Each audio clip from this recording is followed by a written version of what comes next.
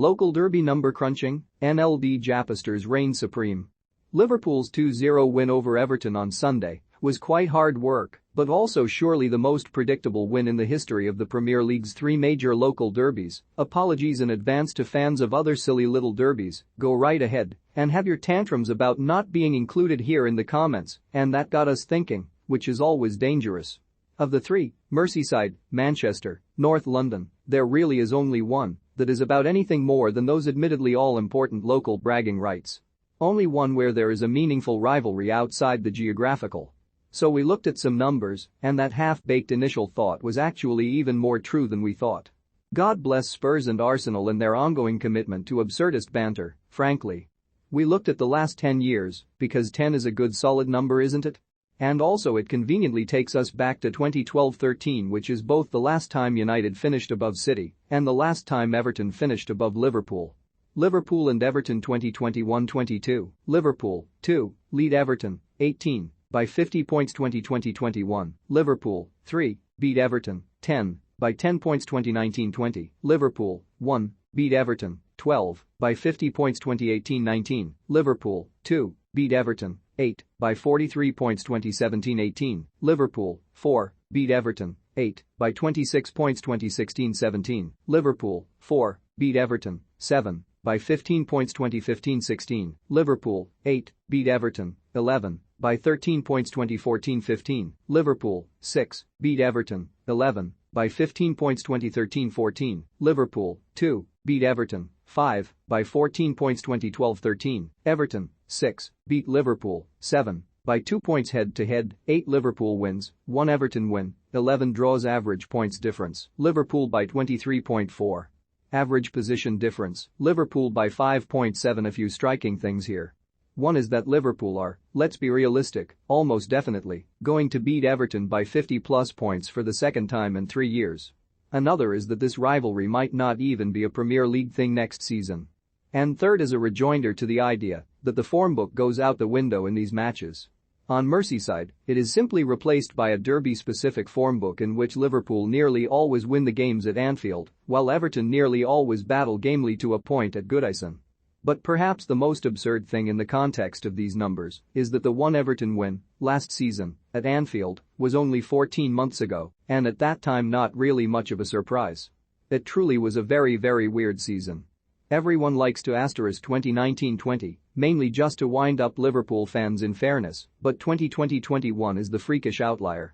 Klopp's Liverpool finished behind Solskjaer's United, for goodness sake. Manchester City and Manchester United 2021-22, City, 1, lead United, 6, by 26 points 2020-21, City, 1, beat United, 2, by 12 points 2019-20, City, 2, beat United, 3, by 15 points 2018-19, City, 1, beat United, 6, by 32 points 2017-18, City, 1, beat United, 2, by 19 points 2016-17, City, 3, beat United, 6, by 9 points 2015-16, City, 4, beat United, 5, on GD 2014-15, City, 2, beat United, 4, by 9 points 2013-14, City, 1, beat United, 7, by 22 points 2012-13, United, 1, beat City, 2, by 11 points head-to-head, 10 City wins, 7 United wins, 3 draws average points difference, City by 13.3 average position difference, City by 2.4 despite a couple of high-profile embarrassments, United have at least managed to keep the derby games themselves halfway competitive overall and scored a couple of unlikely Etihad triumphs along the way. Generally, though, the 10-year trend here is for United to appear deceptively close to their noisy neighbours on the table right up until you glance across at the points column where, with the notable exception of 2016, where nobody is looking below 1. Leicester anyway, a rather different story emerges. That is the only time in the last 9 seasons that United have got within 9 points of City, and this season has every chance of being the second with a gap of over 30 points.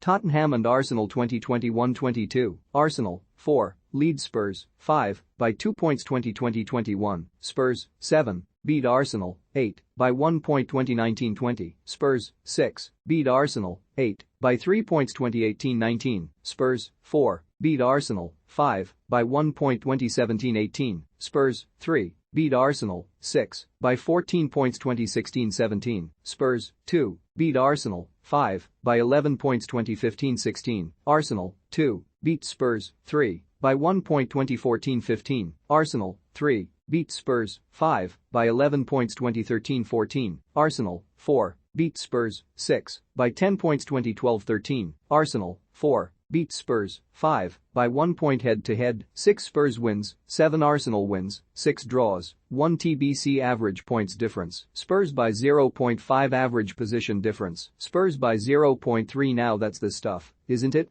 Two teams who have been fully committed to banter for so long that they have effectively become identical. They are the Spider-Man meme in football club form. If Spurs win the rearranged NLD in a few weeks, even the head-to-head will be dead level. If they don't, then Arsenal will probably make it 5 wins apiece over the last decade on the league table, although there are definitely more twists and turns to come there from this pair of absolute jokers. 5 times in the last 9 seasons, and every chance that 6 and 10 when this one's done, they've ended up within 1 game of each other points-wise in the final table, and this looks likely either way to be the 5th time in 10 they end up in adjacent finishing positions in the table. For the last decade there has never once been more than 2 other sides between them in the final reckoning, and over very nearly 10 full seasons 375 matches each, they are separated by a grand total of 5 league points.